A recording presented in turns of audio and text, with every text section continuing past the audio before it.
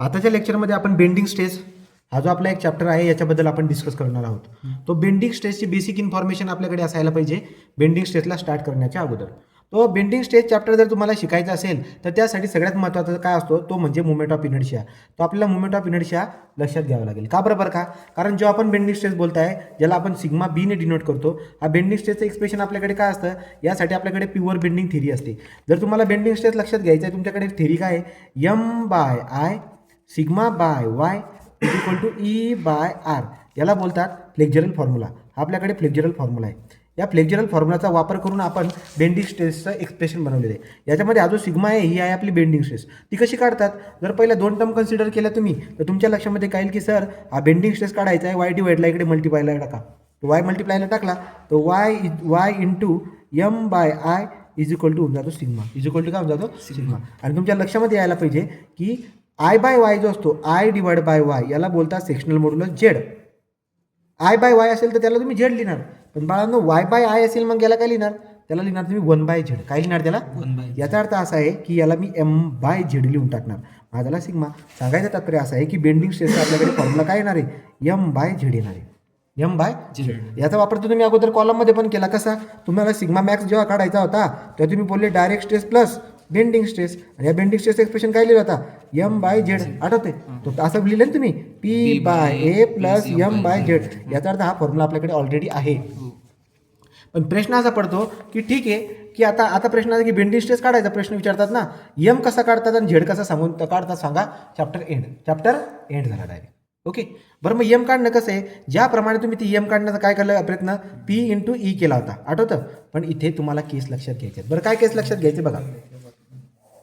Generally bending stress जो असतो ते बेंडिंग स्ट्रेस आपण बीममध्ये शोधतो. कशात शोधतो, बीम. आणि बीम जो आहे ना जनरली सर्क्युलर बीम राहत नाही, चौकोनी बीम राहतो. तर चौकोनी बीम राहतो. तो चौकोनी बीम राहतात म्हणजे सांगायचं तात्पर्य टी सेक्शनचा राहतील, आय सेक्शनचे राहतील, किंवा समजा रेक्टँग्युलर सेक्शनचे राहतील. सर्क्युलर सेक्शनची मोस्टली बीम राहत नाही. तर मग आपण आता काय करूया, हा एम जर मला काढायचा असेल, समजा एमची बात करूया आपण, एमची बात करू तर एमला बोलतात अप्लाइड मुवमेंट. ही वरून जो लोड लावतात ना त्याच्यामुळे तयार होणारी मुवमेंट अप्लाइड मुवमेंट येते. बरं ती कशी काढतात, एक एक केस बघू एमसाठी. फॉर एम जर आपल्याकडे दोन प्रकारचे बीम आहेत, 1 2 3 4 केस लक्षात घ्यायची. कुठली कुठली बघा. जर बीम सिम्पली सपोर्टेड आहे आणि याच्या सेंटरमध्ये लोड लागतो डब्ल्यूचा, कुठे सेंटरमध्ये, तर त्या केसमध्ये एम कसं काढणार, एम काढणार WL/, कसं काढणार WL/. कळालं का. हा दुसरा, जर सिम्पली सपोर्टेडचा बीम आहे आणि याच्यावरती UDL लागतोय, या केसमध्ये मुवमेंट कशी काढणार, WL²/8.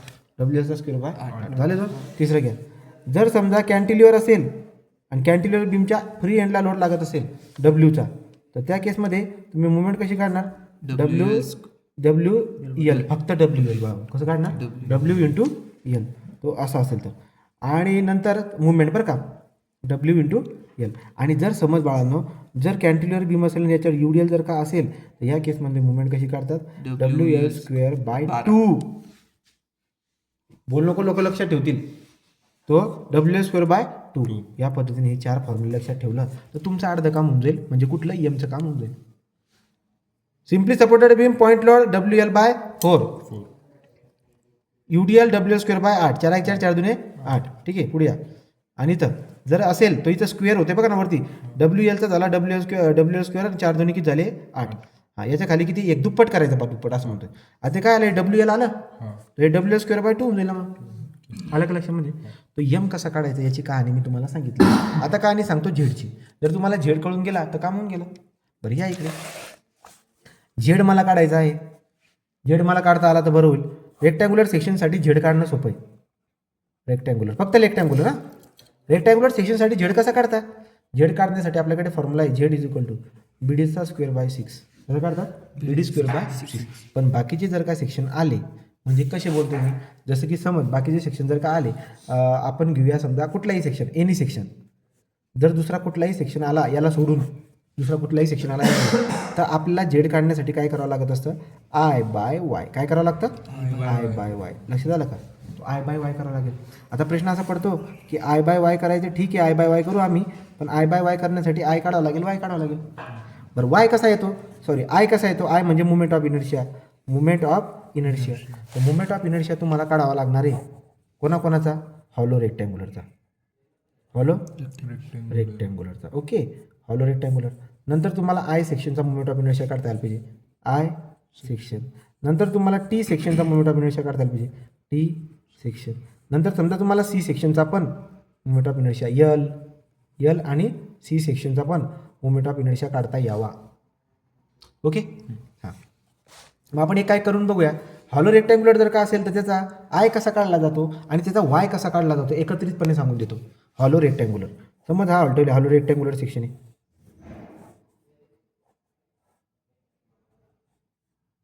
ओके, हॉलो रेक्टँग्युलर याच्या एक्सटेंडला जर बघायला गेला हे कॅपिटल बी आहे, हा बाहेरचा किती आहे कॅपिटल डी आहे, हे मधला किती आहे बी आणि ते किती आहे डी. आलं का लक्षात. आता तुम्ही जर का समजा हॉलो रेक्टँग्युलर आहे ना, याचा जर का मुवमेंट ऑफ इनर्शिया काढायला गेला तर काय येईल बाळांनो, हा येईल आडवी पट्टी टाकून द्यायची, बी डीचा क्यूब बाय 12 मायनस छोटा बी डीचा क्यूब बाय 12. हा आहे आपला मुवमेंट ऑफ इनर्शिया हॉलो रेक्टँग्युलरचा. आणि जर तुम्हाला वाय काढायचा असेल तर वाय काय येईल डीच्या निम्मा, की अशी आडवी ॲक्सिस टाकली ना मी, हां तो डी बाय 2. लक्षामध्ये. चलो हा झाला आपला कुठला सेक्शन झाला, हॉलो रेक्टँग्युलर सेक्शनचा. नंतर पुढे, कारण बघा साधा रेक्टँग्युलरमध्ये तर डायरेक्टली फॉर्म्युला होता, आपल्याकडे दिमाग लावायचं काम नव्हतं, परंतु त्याला सोडून दुसरे कुठलेही असले तर आय बाय वाय करावा लागतो. मग पहिले आय काढून घेतला मी, या पद्धतीने वाय का असतो डी/2. आता आपण काय करूया, आपण आय सेक्शन घेऊया. आय सेक्शनसाठी तुम्हाला काय करावं लागतं बघा, आय सेक्शन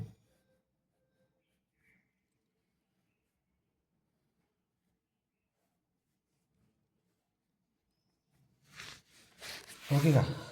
आय सेक्शन काय बघा का, या आय सेक्शनबद्दल तुम्हाला जर का समजा विचारलं की याचा मुवमेंट ऑफ इनर्शिया काढा, तर याच्यासारखं दुनियामध्ये काही सोपं नाही, याच्यासारखं दुनियामध्ये काही सोपं नाही. कसं, फॉर एक्झाम्पल घेऊन सांगतो. समजा एक्झाम्पल जर आपण घेतला तर तुमच्या लक्षामध्ये येईल की हे 200 mm समजा एक उदाहरण देतो, याच्यावरून आपण आय सेक्शनचा मुवमेंट ऑफ इनर्शिया काढून दाखवू. हा 20 mm आहे, परत हे मधलं बी कितीचं आहे 20 mm आहे, हे किती आहे बॉटमचं, हे आहे 200, हां आणि हे किती आहे समजा हे 20 mm आहे. ओके का. तुमच्या लक्षामध्ये येतं हे दोन, आपल्याला मधले पण दिलं असेल, किती मधलं, हे मधलं किती आहे 200, ठीक आहे 200 by 20, 200 by 20, 20 by 200, 200 by 20. Okay का, असं दिलं आहे बाबा ते. आता तुम्ही याचा जर का मुवमेंट ऑफ इनर्शिया काढायला गेले तर हे सोपं आहे. कसं बघा, मुवमेंट ऑफ इनर्शिया काढताना काय करायचं, एक काम करा, हा जो आहे ना पुरा चौकोन घेऊन घ्या बाळांनो. हे बघा मी डॉट टाकू ना, अख्खा चौकोन घेऊ द्या.